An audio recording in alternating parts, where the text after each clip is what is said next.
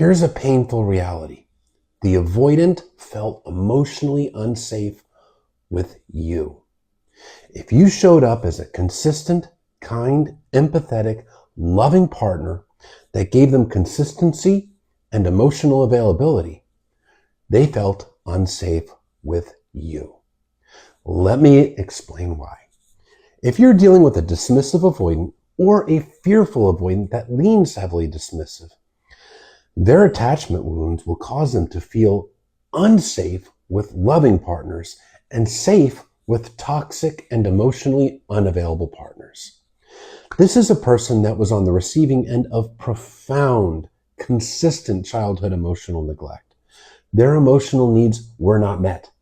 Not only were their emotional needs not met, their emotions were rejected, dismissed. Sometimes they were even punished or reprimanded for having emotions. So what they learned is to stuff their feelings, suppress it, squash it down. They personalize that neglect, growing up to feel defective and unlovable, like there's something wrong with them. And to protect themselves, they formed walls around their heart. And they keep their partner on the other side of the wall. Their fear that largely lies in the subconscious is if I lower my walls and I let my partner in, my partner is going to figure out that I'm defective. They're going to figure out that I'm unlovable and I'm going to get rejected. So emotional intimacy feels deeply unsafe to them. Emotional distance feels safe because if there's emotional distance, there's no risk of them getting exposed for being defective. Well, if you're showing up as a consistent, loving partner, emotional intimacy naturally builds. You don't have walls with them. So there's unspoken pressure for them to lower their walls for you in return. And lowering their walls means rejection. It means they're going to get exposed as being defective. And if you are treating them well, it triggers that wound of shame. I'm not good enough for this. I'm not good enough to receive that love. That's when all the maladaptive self-defense mechanisms kick in to create emotional distance. And they can even abruptly discard you and tell you that they can't give you what you need, or blame it all on you to avoid that inner shame. But they felt unsafe with you. But they do feel safe with a toxic partner like a narcissist. That's because the narcissistic partner is dismissive of their emotions. That feels safe. There's no emotional deep expression. The narcissist is also emotionally unavailable, meaning they have their walls up. Well, guess what? Now the avoidant has an excuse to keep their walls up too.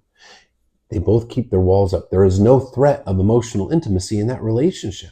It's surface level. It might be toxic, but it feels safe. It doesn't trigger their attachment wounds. This is why they can more easily commit and stay with a narcissistic toxic partner than they can a partner that loves them. Because the loving partner is the one that triggers their wounds. The narcissistic partner doesn't trigger their wounds. Yes, they can eventually grow tired of the toxicity, but that person doesn't trigger their wounds. Now, in the case of a fearful avoidant that leans heavily dismissive, the toxic narcissistic partner, that will trigger their anxious side because fearful avoidants have an anxious attachment as well as a dismissive avoidant attachment. And they'll constantly try to earn the love from the narcissistic partner.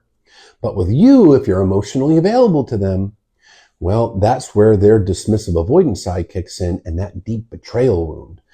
One of the core wounds for a fearful avoidant is betrayal because in some way, shape, or form, their parents or caretakers betrayed their trust. They weren't there for them the way they were supposed to be.